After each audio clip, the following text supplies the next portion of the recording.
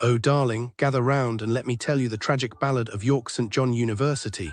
York, a place where dreams go to die, watered by the tears of international students and nurtured by the cold, uncaring hands of bureaucracy. Let me paint you a picture so vivid, so devastating, you'll feel the weight of every pound they stole, every hope they crushed. Imagine paying lakhs off your hard-earned rupees, your parents' life savings, only to be tossed out like yesterday's trash because you dared to fail one module. One, not a whole year, not a catastrophic meltdown, just one little slip up. And poof, gone. No second chances, no let us see how we can help you, just a cold, robotic pack your bags, peasant. How dare you struggle? How dare you not be perfect? The audacity, and let us talk about their so-called support.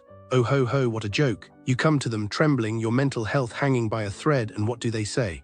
Maybe uni isn't tea for everyone. Wow, revolutionary, groundbreaking, truly the pinnacle of empathy. Or how about the wellness team who take one look at your crumbling soul and say, have you tried not being depressed? Maybe drink more water. Oh my God, why didn't I think of that? And the CAS letters. Oh, the CAS letters, they dangle them in front of you like a carrot, take your money and then surprise. At the last second, they yank it away. Oopsie, no visa for you, but keep the payment, thanks. It's like a twisted game show where the grand prize is your future and the hosts are laughing at you. The accommodation, damp, moldy. Overpriced shoeboxes where the maintenance staff ghost you harder than your ex. The food, slop that even a starving raccoon would side-eye. The library, outdated with fewer resources than my grandma's attic. And the lecturers. Oh, they ray so passionate about their research, not your education. You ray just a number, a statistic, a walking tuition check. And don't even get me started on the rules. Pointless, arbitrary, designed to trap you. Fail once, expelled, struggle, too bad, ask for help. LOL, it's like they want you to fail, like they enjoy watching you drown. So here's my professional opinion. York St. John University, York is a scam. A predatory institution that preys on the hopeful, the desperate, the ones who don't know better. And if you ray thinking of going there, don't run, save yourself. Because once they have your money, they will discard you like garbage. But hey, maybe I am just crazy. Maybe expecting basic human decency from a university is too much. What do you think, besties? Drop your horror stories below, let's expose these clowns together. So you have just heard about the campus of York St. John University, York, and now you want to know if the streets around it will look after your stomach, your wallet, your dignity. I must tell you straight and soft, the businesses that circle that university are, on the whole, the kind that invite you in with glitter, and then quietly bite a chunk out of your day, your money, and sometimes your faith in people. I walked these blocks with open eyes and an open notebook, and what I felt was a slow, grey ache. The same ache you get when you realise the friendly smile was only the hinge on an open trap. Let us begin where every story of ordinary disappointment begins, the toilets. Coppergate Shopping Centre will charge you 40 English pennies simply to discover that the soap has vanished. The floor is sticky with someone else's afternoon, and the smell is a warm reminder that nobody loves this cubicle enough to scrub it. One visitor pressed the silver slot machine, paid, stepped inside, and found the bowl already choked and angry. He left poorer, unwashed, and publicly embarrassed. If this is the welcome mat of the area, the rest of the rug is already threadbare. Leave the mall, blink in the daylight, and you will see the proud glass doors of the gym group York Foss Island. The marketing posters promise health, vitality, community. Inside, the lockers are fragile tins that surrender to a firm tug. One man stored his coat, his wallet, his house keys, returned an hour later to find the door yawning open and nothing inside but chewed up air. The staff shrugged, the CCTV was being checked, the apology never arrived. Meanwhile, the turnstile computer forgets you paid, charges you twice, deletes your access code while your membership is still warm. A student who cancelled on the 3rd was locked out on the 4th, even though the calendar still owed him 27 days. He asked softly, why the system replied with silence and a fresh bill. This is not betrayal, simply standard procedure. Now hunger guides you toward the colourful facade of Los Moros, the North African dream restaurant. Inside, the dream thins. A couple celebrating 9 years of love were told, in front of other tables, that their voices were too small for dessert, and that the bill was the only thing left to serve. One woman swallowed merguez that still carried the pink memory of the fridge. The next morning her stomach punished her for politeness. Another group waited 80 minutes while neighbouring guests received plate after plate, finally left having paid only for the ghost of a meal. The waiters move as if through deep water, the managers move not at all. You will eat, yes, but under the anxious ticking of an invisible stopwatch.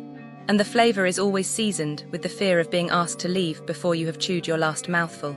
Perhaps you prefer simple comfort coffee and a brownie.